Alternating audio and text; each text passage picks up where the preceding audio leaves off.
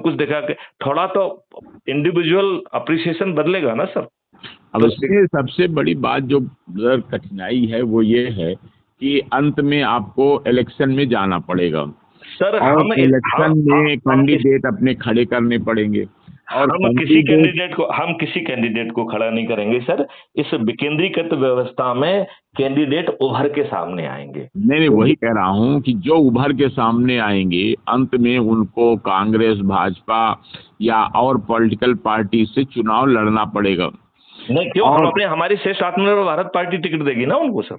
अरे भाई, तुम्हारी पार्टी तो देगी, लेकिन उनको जब चुनाव में जाएंगे, इलेक्शन लड़ेंगे, तो दूसरी पार्टियां भी अपना कैंडिडेट उतारेंगी। देखिए सर, ऐसा तो है नहीं कि तुम्हारी वजह से फिर वो पार्टी चुनाव नहीं लड़ेंगी। नहीं, मैं ये नहीं कह रहा हूँ सर, मैं ये कह रहा हूँ। और उसमें फिर इतने फिक्स्ड आइडियाज हैं लोगों के